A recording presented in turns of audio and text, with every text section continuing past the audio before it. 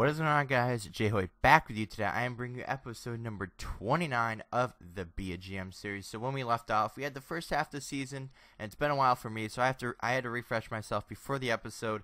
But we're sitting in third place, very close to Toronto and Montreal that are ahead of us in the 1 and 2 positions in our division. And looks like we're in pretty good shape. So if we continue on and start winning it again and get on a big, nice, long winning streak, we'll be pushing the way right towards the playoffs. So either way, we're at January 6th. We're facing the Flyers. I'm going to start off the simulation right back again. We're going past the All-Star game. We're going to go right past the trade deadline because the thing is, before, if you remember, we moved Sam Bennett up to the second line because Mika Zibanejad wasn't performing. So I think this is the year to make it or break it for Mika Zibanejad. Now, we did move him down to the third line, I know, but in that case, he still should be doing better because he's at 88 overall. Plus, he's playing with Sprong, and I believe Dylan Strome is down there as well. So either way, that's still a pretty darn good line either way. So let's simulate up to the trade deadline and see where it goes from there. So Hoffman was leading the way in goals. You know, not really, I don't want to say not too much of a shocker, but we also have Bobby Ryan and Kyle Turris in the first line. So with that line, we've always had success with that line. Either way, Hoffman or Ryan getting the goals for that first line. Like we already said, I think Hoffman already had 2 goals or 4 goals or something like that. But before the video, I did all the scouting, so we won't get interrupted by that too soon. But guys, it's been a while for me. I've been away. I've been doing a bunch of other different things. Plus, my internet was broken for about a week, so that didn't help much at all. But I'm glad to be back in the Be a GM series, and I'm glad to be back making videos again because I honestly do miss it. I don't really like the editing part, but obviously that's part of making a good YouTube video. So I will have more videos out very, very soon, whether it's NHL videos or COD videos. And I have a lot of NHL videos stored up, and I have a couple of I want to say montages, but a couple of clips videos that I want to get out to you because I want to put time into them, but then again, I don't have enough clips, so I do need to play a lot more games to get those clips. And I don't want to fake clips because I hate doing that. I'm not like some scrub trick shotter or something, but we've done good so far in this. Since we started again. Hoffman still leading the way in goals. Diaz in net. Leonard was doing fine as a backup. Everyone's just doing fine except for that second line, which was really struggling. So I think we might have even moved Bobby Ryan down before. I don't really remember. So you guys can tell me in the comments. But I think we have Bobby Ryan on the first line. So actually, I think we have TJ Oshie on the first line right now. So that way, Hoffman and Ryan can goals on the first and second lines. So we have who is it? Sam Bennett and Palat on the second line with Bobby Ryan, and then we have Hoffman, Turris, and Oshie. Then we also have not Palat, Strome, Zibanejad, and Sprong. So it's kind of a tongue twister third line, but that line still should be doing good, and it looks like it has been so far. It hasn't really seen it up on the scoreboard itself with the goals and the assists and that type of thing, but they were struggling. So they're already probably down there, but they're not going to be ahead of the Hoffmans, Ryans, the top 2 lines. So hopefully, if they start doing really good again and start proving their overall, because all of them are definitely like worth second line players. So you want them to be there, but then again, if you don't have room for them, or if they're just not performing, and you have some other players that are performing, you gotta move the players that are performing up. Because I'd rather have an 81 on the first line that's performing than an 89 that's not, honestly. Because 89 in this game, you see a lot of different things. You see David Krejci. Now, is he worth an 89? Probably not. He's probably a little bit higher, honestly, because he is a really good player. Who is it? Patrick Bergeron. I know I'm just listing off Boston players. That's the only ones I can think of offhand. But those guys definitely deserve a higher rating. Like Erik Karlsson, he's an 89 as well when he first started out. He definitely deserves to be higher because everyone talks about him being arguably the best player in the league, or best defenseman in the league. But they give him such a low rating, and it's like, how? Because he's so low. Like Chris Letang, he's kind of lower. I think he's an 87, 88, I think, is his Hut rating. And speaking of Hut, I haven't been too really involved, but the thing is, the couple of packs I've opened recently have been really good for me. I've gotten Corey Perry and Jamie Benn in back-to-back packs. Now, the first pack I opened, I've been building up for this pack for a while because everyone knows who plays 2015 or 15 on the 360, it takes forever to get packs and get tons of coins. I saved up for a 17.5k pack. That's the biggest gold pack you can have on the regular, except for those special packs, which are really pointless because you never know what you're going to get.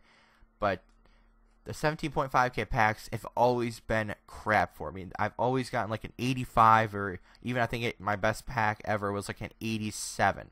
Now, before then, the best thing I ever got was like a Steve Mason, who's overrated as it is. And then I've gotten like Bobby Ryan out of a pack, I'm pretty sure, and a couple other guys like that. But finally, I opened a 17.5k pack, and I got Jamie Benn, and was it? No, it was Corey Perry, Michael Bodker, and Patrick Sharp, all in one pack. One pack, guys. Not some special 100k pack. It was a 17.5k pack. So I was like, I have to keep going. So I worked my way back up towards another pack, and I got Jamie Benn. So now my first line is Jamie Benn. I'm pretty sure it's Datsuk. I also packed Datsuk, which was really cool. And then I have Corey Perry. So I have a really good first line right now. And then other than that, I don't have any other really changes from the last time you guys watched. Have I even posted any HUT videos? I don't even think so. Because honestly, HUT on this game is kind of a joke. Because it's either you play like a loser and you just kind of,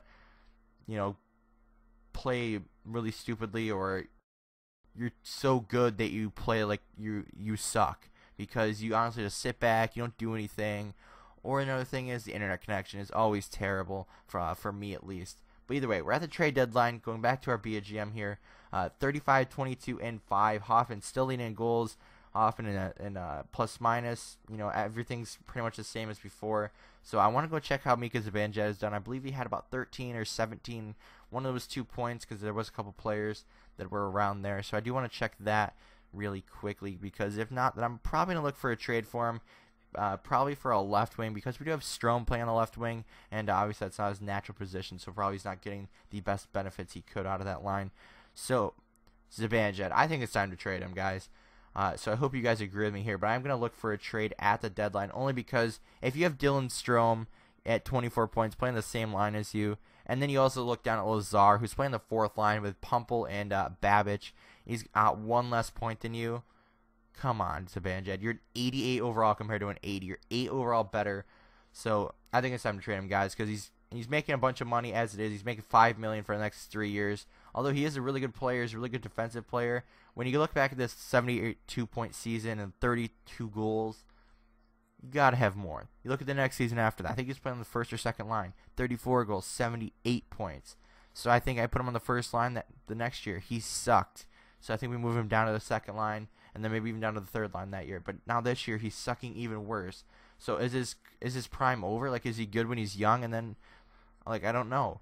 So it's probably time to trade him. I think I'm gonna trade him for a left wing, because when you see, Pumple, what was it at? He was at 21. Pumple's playing on the same line, has 12 points. And then you look at Babbage, who's down here at 10 points. So he's not really doing too much better, but either way, he's still doing better, sort of, because he's how many overall last, guys? 9 overall. So I want to get someone better for there. Maybe it's time to trade Palat. Maybe I trade them both. You get a really good 2nd and 3rd line guy. We have Ryan and Oshie, locking out those top 2 spots there. But then Sprong's kind of struggling. I need a whole new 3rd line, guys, right now. So I don't think I have anything in the system in Binghamton in the AHL to bring up for any of those guys. But our defense seems to be doing fine. Now I know that those guys are taking a lot of our goals.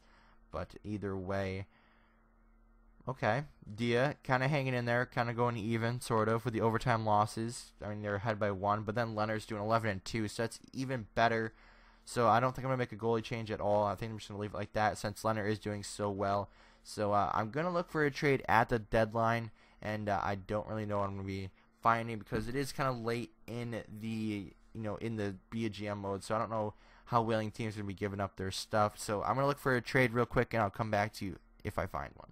Alright, so we're back. I did find a trade. Now, I didn't have to go far because Anaheim had exactly what I'm looking for. So the trade is Zibanejad, Daniel Sprong, and Nick Cousins, who's playing in the AHL, so if you probably haven't seen him.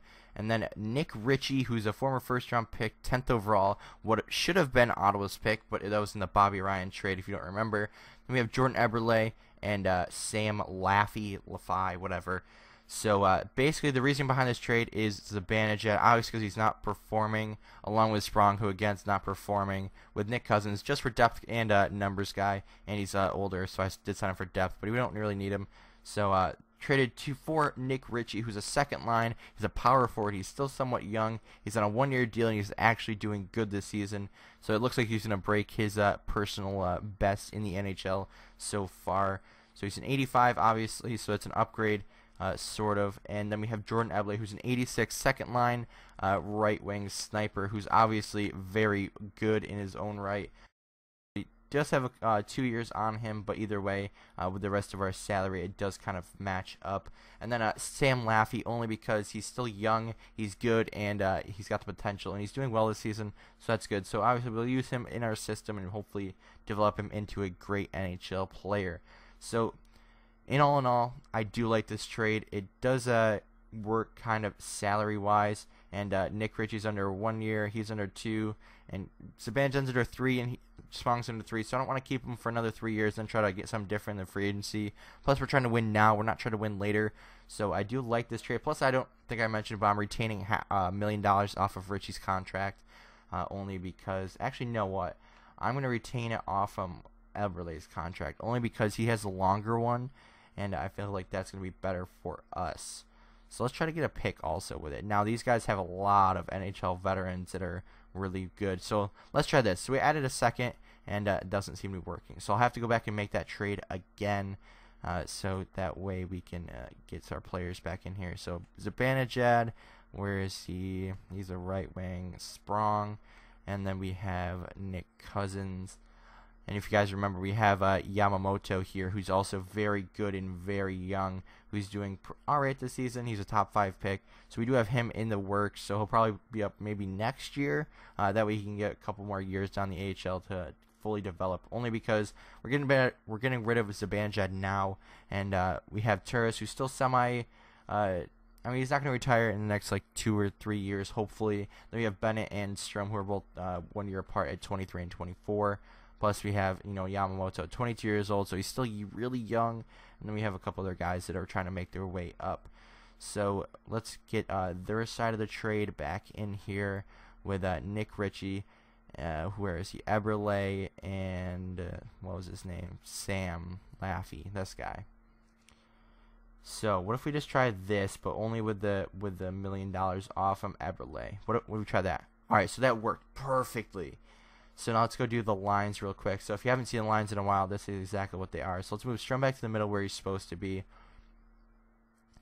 Let's move Ritchie back on the left wing, and let's move Eberle. So now, I don't know if you remember, I believe we did have Eberle before in the series, but I don't think it really worked out because we couldn't use him on the first or second lines. But now we have a really, really good top 9.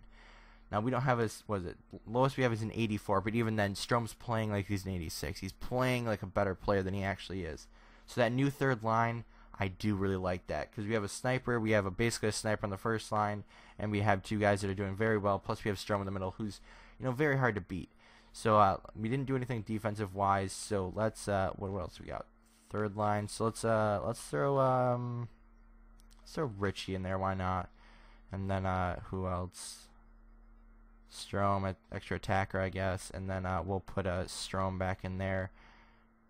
Yeah, that works. That's good enough. We don't really have to have it perfect, but that still should work. And then let's throw Laffey in the AHL and get him playing real quick. Let's take out Dzingel. You guys probably haven't even seen the AHL lines in a while, but I have been managing this. And actually, I just mistaken that. All right, there we go. Nope, scratch Dzingel again. Oh my goodness, can't even work these own things. Alright, so let's put him back in there. So we do have a couple of guys you probably saw before in trades. So let's go back and continue simulating, because that was a really good trade for us. I do like that. So Brian Boyle. Thomas Chabot, Ottawa draft pick in real life. That's really cool. Okay, so nothing really big that I saw that I want to really go through. So that's the only really trade I was planning on making for this video, for the deadline. Never really worked out here for us. So hopefully with this new team, well, not with a new team, I'll say, but with the new added players, we can end this season against Detroit, getting a bunch of wins. And let me check before I start simulating again at the trade deadline where we are in the standings. So we are first in our division now, 79 points. It's only like a very close race between Tampa Bay and Montreal. So we are not top of the league. We are falling by a couple points to Philadelphia. They have 82. Everyone else has 81. So hopefully we can pull ahead of everyone and win the Presidents this year. So let's go up to the game against Detroit, the last game of the season, and hopefully Hoffman and the newly acquired guys, and Richie and Jordan Eberle, can pull this off for us and win us the President's Trophy, score lots of goals, score lots of points, and hopefully we can get back to the playoffs and win at least past the first round this year, because I'm getting sick and tired of losing in the first round. So maybe I don't know what we could do differently for the playoffs this year, except for do what we've normally done, and hopefully our players can come through for us. So 39, 23, and 5 is our record, sitting pretty good. Obviously top of our division. I'd like for the regulation losses to be down, only because when you get about 30 regulation losses, it looks terrible, but then again, it looks better when you win in the playoffs. So hint, hint, Ottawa, you need to win in the playoffs more than anything. So it does look like Hoffman's taking over on the first line. Whether it's at points or complete points or goals or assists, I think he is battling Gardner right now for assists. And Gardner, plus 34. Can we just notice that real quick, guys? Plus 34 for Hoffman and Gardner. So if they're both on the ice at the same time, it looks like they're really performing quite well. So 30 wins for Dia. Congratulations. And that also means Robin Leonard has 12 wins now. And looking pretty good. So let's... I don't even want to do scouting anymore, guys, because it doesn't really make sense. But I'm just kind of doing whatever pops up. I'm just kind of scouting it at that. So hopefully we don't have to worry about that anymore for the rest of the season, because it looks like we're a couple of weeks away. So 43, 24, and 5. Hoffman's still on the top. Guys, that team leaders board, it hasn't really changed except for the points number. I mean, Hoffman and Gardner have been there. Bobby Ryan's been leading in penalty minutes. Don't know why. And then obviously Dia with the higher overall, being more games played in net.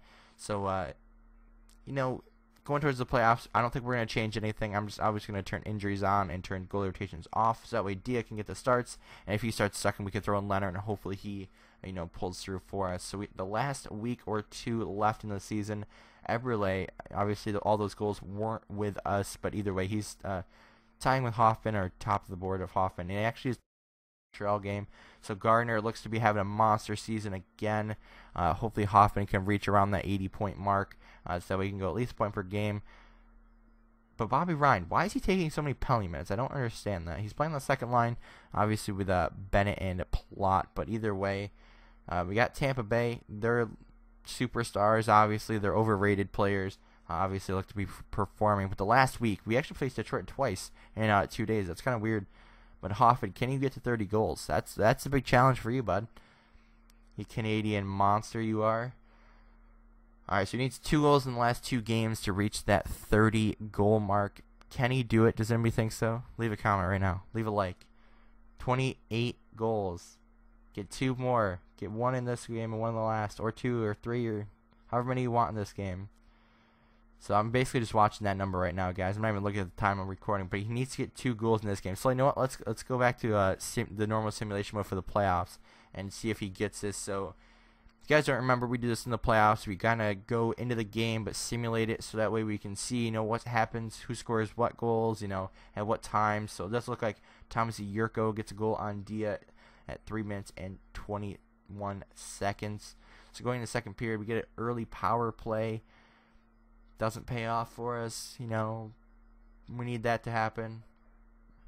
Riley Shahan gets another goal about the same time as the other one, just in a different period. There we go. Bobby Ryan scores a goal on Peter Mrazek. Great young goalie there. Nick Ritchie, there we go. Big addition at the trade deadline. Can we get another one maybe from that third line or second line? Or what about first line? I don't think I've seen a point from them. And we're going to go into overtime. All right. So let's get an early. Yes, Mike Hoffman. There we go. First line. OT winner from a snapshot from right around in the middle of the circle. That's cool to see. So Bobby Ryan falls 1 short of getting the 30 bomb. Ryan had 26, so that's not bad either. So only 1 penalty. I think penalties turned down a little bit. But either way, CC had 2 assists. You know, you never really see the assists from all the other people, but it's good to see all of our goal scorers still coming through at the end of the year. So hopefully we can carry that into the playoffs, which is where I'm going to leave you now. 50 goals, or not 50 goals, 50 wins, 27 and 5 is our record. Hoffman falls one short. So we have 105 points, and we did win the Presidents. So good, great comeback from sitting third behind Montreal and Toronto to where'd Montreal even go? 91 points. So they, I think, fell out of the playoffs. So that sucks to see them. But you guys want to know who's going to play? You guys want to know? All right, let's find out. So it looks to be about the 13th or 14th. We're going to start the playoffs against who I'm not really sure. So we're going to be facing Pittsburgh.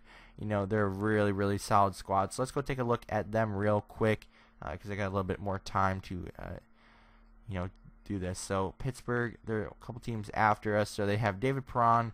Their team hasn't really changed much. They still got Malkin and Crosby. Their third and fourth line seem to be struggling a little bit. I think we definitely have this in hand as far as overall. They have a little bit better defense than us. They have two very good top, or they have a very good top four at least. Who they got in net? They probably got the Flowers still. Flower and Tristan Jerry. That's a tongue twister. But 86, 84. I think we have the overall there. Yeah, because we have 88 and 86. So I definitely think we have the advantage going into the series, but we did last year, I believe, when we faced them. So hopefully we can, you know, stop Crosby and Malcolm from going off like they usually do, and stop their top four. Maybe we can go get one of those players from them and make them a little bit weaker. You guys, we're at the top of the league. You know, we're doing great. I'm gonna check the stats in the off camera so that way I don't waste any more time. But either way, guys, hopefully you enjoyed. Leave a like if you did. Comment to what you think of this series, and if you think we're actually gonna make it past the first round. But by the time you guys probably see the video, I will already know. So either way, guys, I'll see you later.